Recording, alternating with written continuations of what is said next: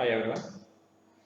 So in this session, we are going to discussing about electric flux and the properties of electric flux lines, electric field lines, and the Gauss law. Some problems.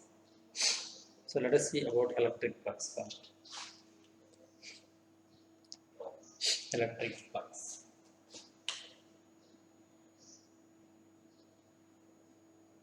Electric flux denoted by letter psi. Fields are coulombs. Fields are coulombs. And to understand this, consider a positive charge. This ball charge body is having positive charge. If a body is charged means, so positively charged means flux lines leaves from this charge point through all the directions. That's why we are saying it as 3D lines. It's a three-dimensional view. Now, see, let us consider this positive charge. Consider this positive charge.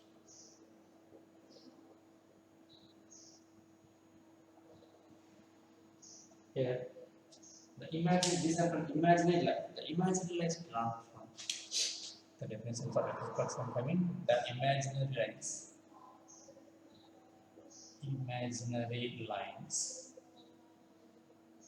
drawn from surface of charge,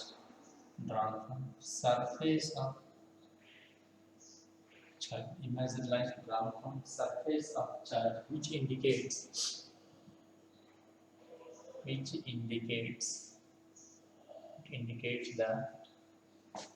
direction of electric field. The direction of electric fields is called flux or field lines. Flux or field lines. That is the definition for electric flux. The flux lines, if any body is charged means from that body flux lines will travel if electrically charged.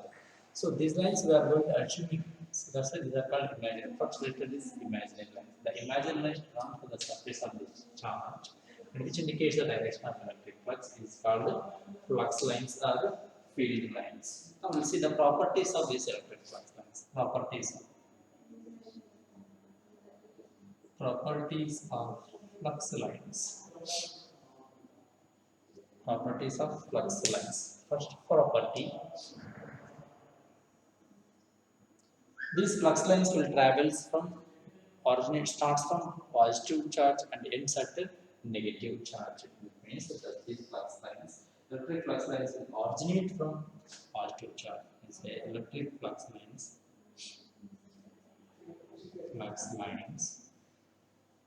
will originate from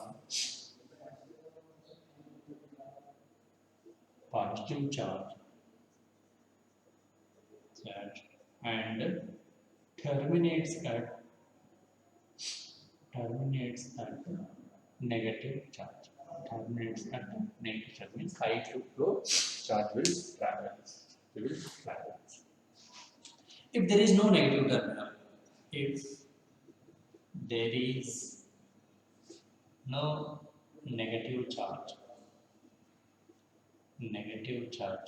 then flux lines will originate flux lines and terminates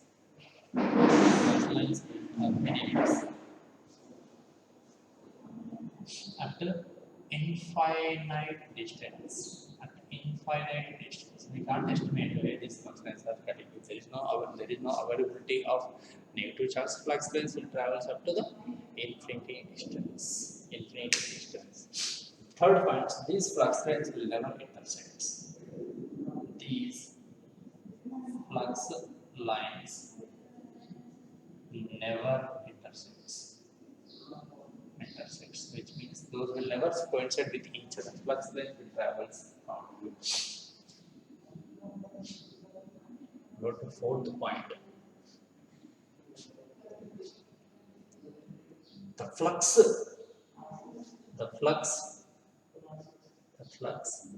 coming out coming out from surface of charged body, body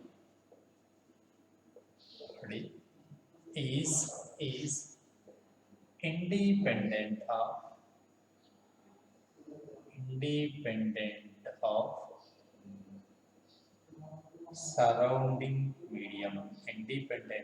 surrounding medium. So one property of this electric flux lines. And the fifth property,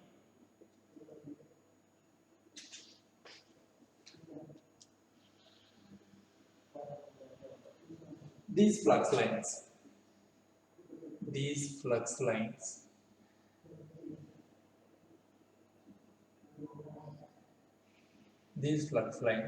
are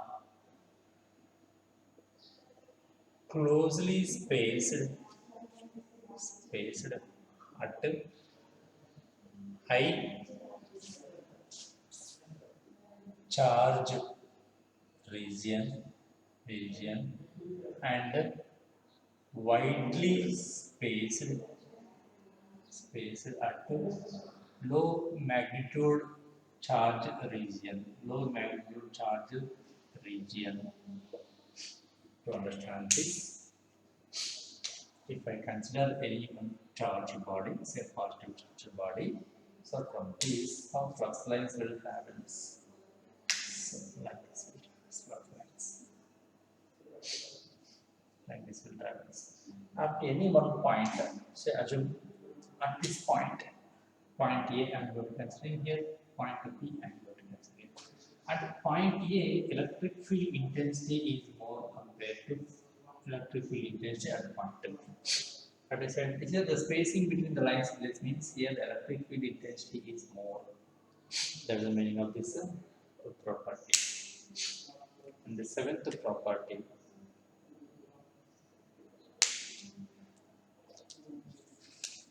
sixth property. If flux is giving 1 coulomb of flux will give one equivalent coulomb of electric flux. 1 coulomb of charge will give the charge. Electric flux obtained is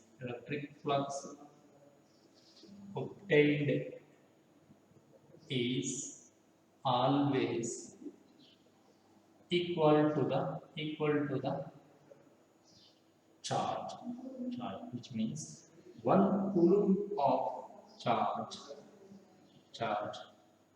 will use 1 coulomb of electric flux. Similarly, minus 1 coulomb of charge will absorb 1 coulomb of electric flux. Means we have to say here the electric flux supply is always equal to the magnitude of electric flux. The magnitude of electric flux obtained is always equal to the charge value. If you go to seventh property, the tangent at any point of flux. Suppose put any tangent to the flux lines. The tangent of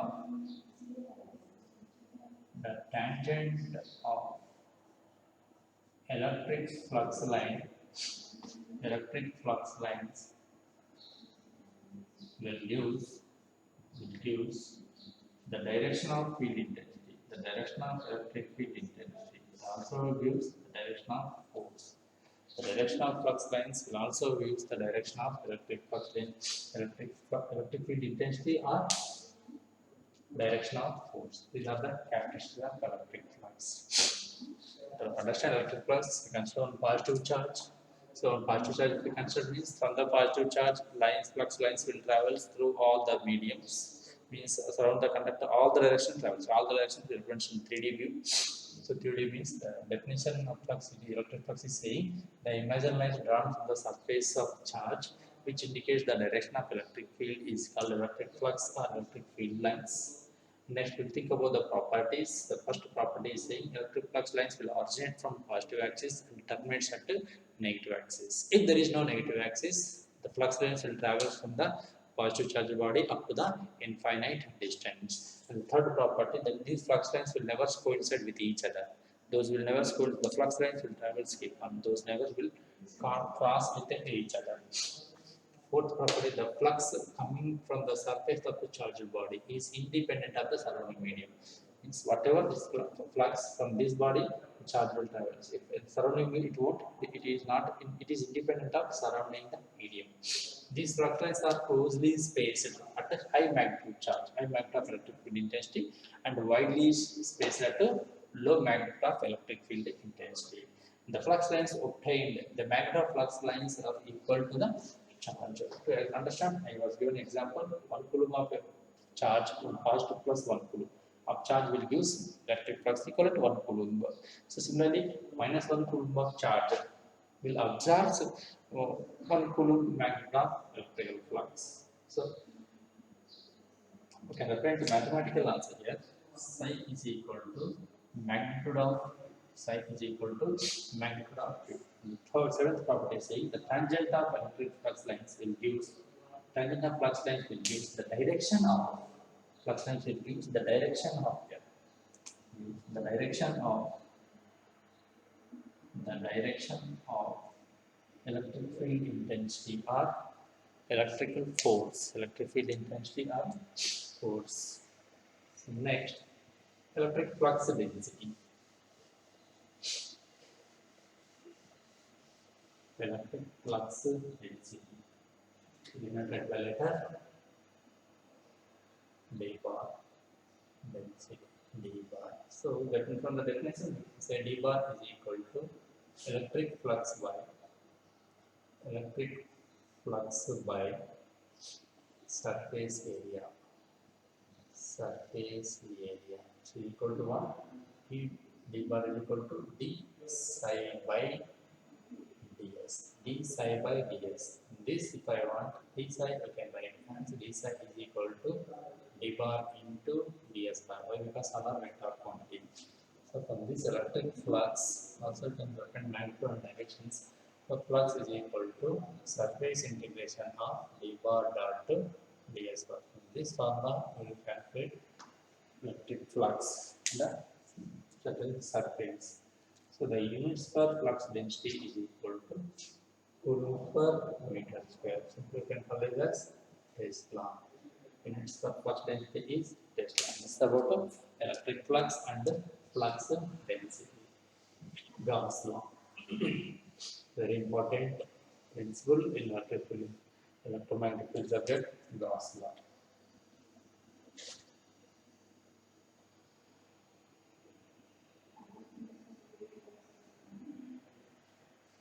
This law is denoted in a closed surface.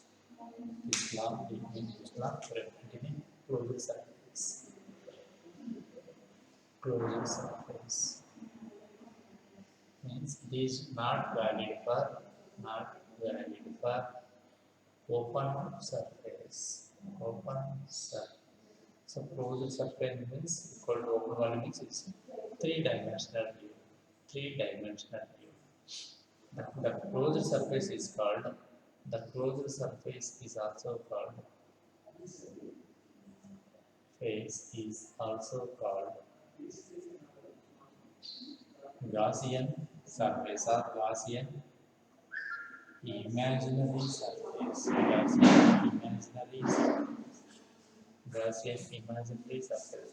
The definition of Gauss law is Gauss law is the net flux leaving any closed surface. Statement of Gauss law says, statement of definition is saying the net flux, the net amount of flux leaving from any closed surface, the leaving any closed surface is equal to the total charge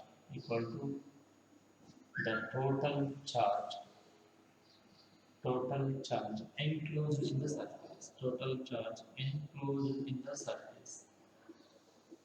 In that surface. What we are discussing upon definition is saying it is applicable for closed surface. See, if I assume any one closed surface, whatever the charge is available there, that equivalent electric flux lines will travel. Means that net amount of electric flux. Net amount of electric flux is closed surface is equal to the total charge enclosed in the surface. Total charge enclosed in the surface is a representation of mathematical representation for Gauss law. Suppose in a closed surface, say assume some charged bodies are there. So assume -2 coulombs plus 4 coulombs and 8 coulomb charge bodies are there. So how much amount of total flux will, how much of total electric flux will come from here? 10 coulombs of 10 coulombs of electric flux will just 10 coulombs of electric flux will be required because plus 4 8 plus 4 12 minus 2 10. So equal to 10 coulombs of flux comes out from this Gaussian surface. It comes out from this Gaussian surface. This electric flux depends on the charges which are inside the closed surface. The registered flux lines, 10 reverse from our example, 10 coulombs of electric flux is coming, and these flux lines, the available fluxes from the Gaussian surface is these flux lines. These flux lines depends on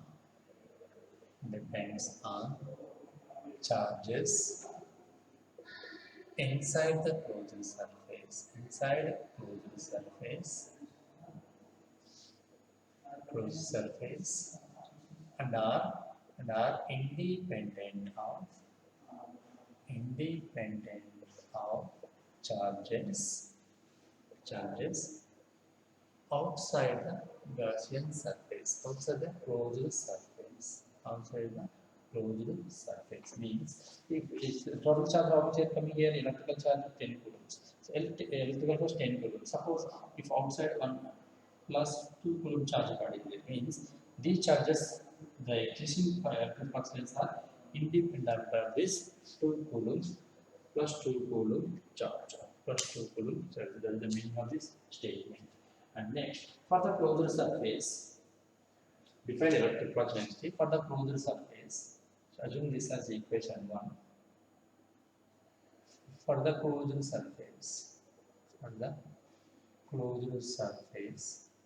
can define electric flux phi psi is equal to closed surface integration of d bar dot ds bar. Closed surface integration of d bar dot ds bar. Assume this as equation 2.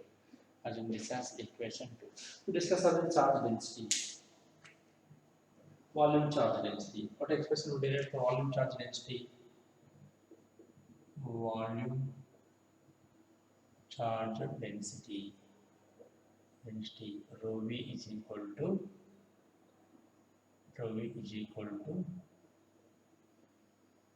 d psi by dq by dv. So from this q is equal to total flux is equal to volume integration of rho v dot dv. This will discuss it. So this is equation 3. So from equation 1, 2, 3, how we can write? From equation 1, 2, 3, we can write as from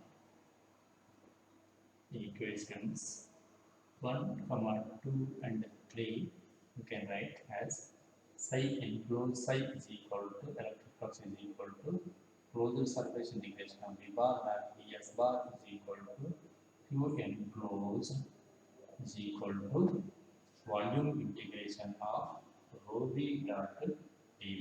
This is called the Gauss law in integral form. This is called the Gauss law in integral. This is called the Gauss law in word statement form.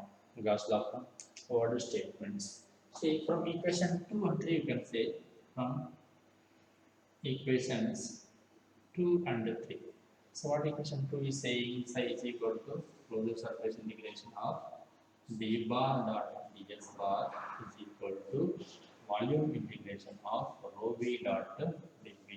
Rho v dot dv. Closed surface is also equal to what we studied. The closed surface is also equal to open volume. Where we study this? This we study with divergence theorem. Say from that, say now from divergence theorem. From divergence theorem. The divergence theorem also what we discussed that is called what Gaussian divergence theorem also. So from divergence theorem, we can say closed surface is equal to open volume. Closed surface is equal to open volume. You can get closed surface integration of d bar dot ds bar is equal to del dot d bar open one del dot d bar into dv del dot d bar into dv. If you remember that expression here, we can get this equation also we can write as volume integration of divergent of d bar into dv is equal to volume integration of rho v into dv. Volume integration of rho v into dv. So assume this equation as equation 4 version. Equation 4. This equation 4 it will say, if we compare LHS on the terms, we can write that expression also as divergent of d bar is equal to rho v. Divergent of d bar is equal to rho v. So we know d bar is equal to what? Epsilon into e bar. Epsilon into e bar is equal to rho v. Since d bar is equal to flux density is equal to epsilon into e bar. Epsilon into, so this also we can write as divergent of e bar is equal to rho v by epsilon. Rho v by epsilon. This is called Maxwell's first equation. Maxwell's first equation means divergent of E bar is equal to magnitude will end. The magnitude is rho v by epsilon. From this we can say static electric fields are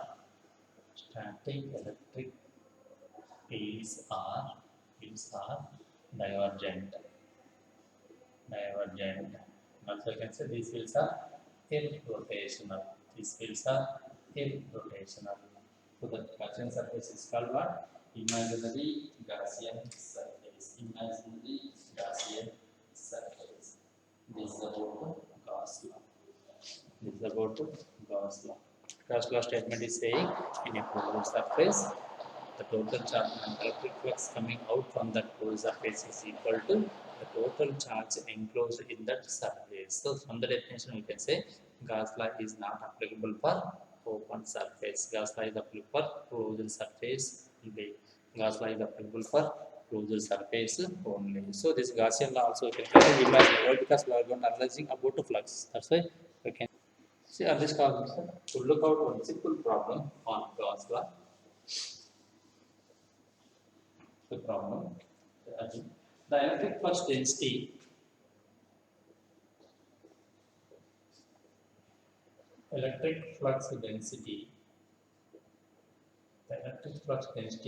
d bar is given as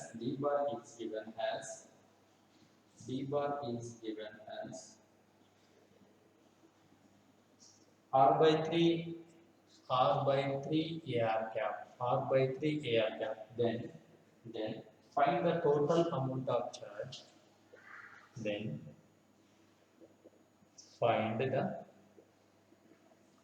Total amount of charge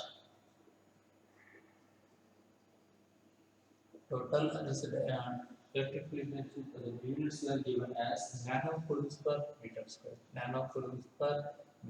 Then find the total amount of charge leaving through the space. We are leaving through the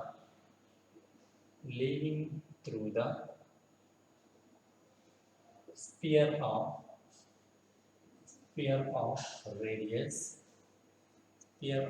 radius 2 meters. Leaving to the sphere of radius 2 meters. The electric flux density is given. Then examiner asking to find the total amount of charge leaving from the sphere. Sphere means it is a closed surface. So from the closed surface. So Gauss law is saying what? Solution from Gauss law.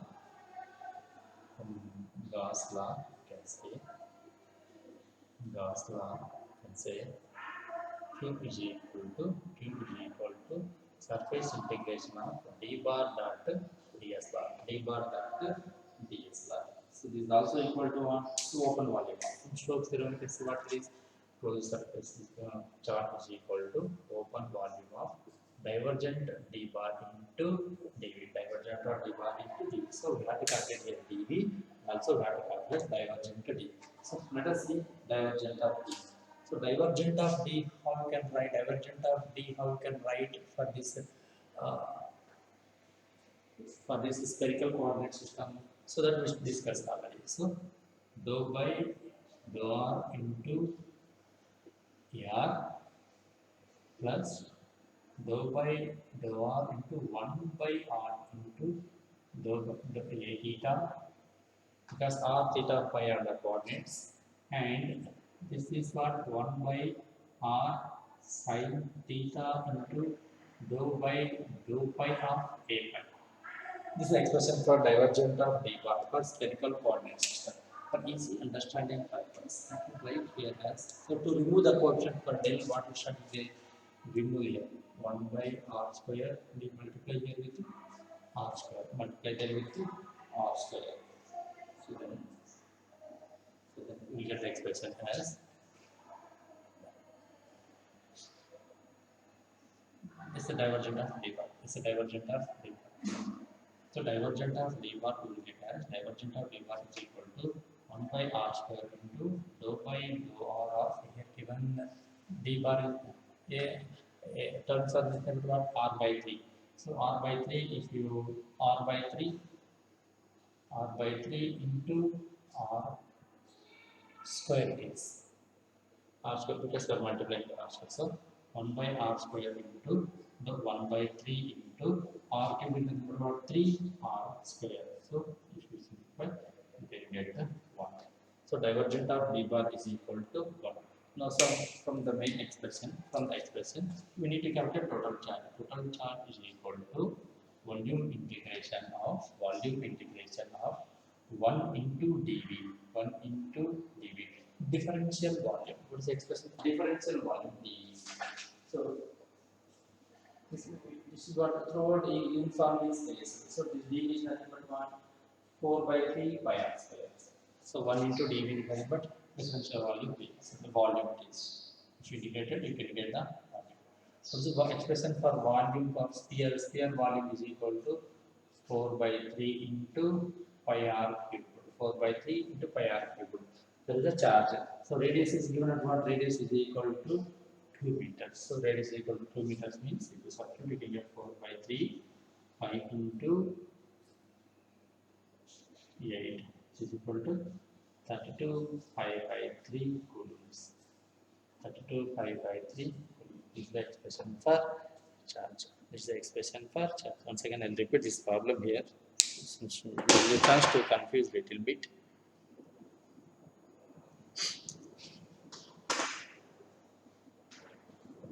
The problem is given as electric flux density bar.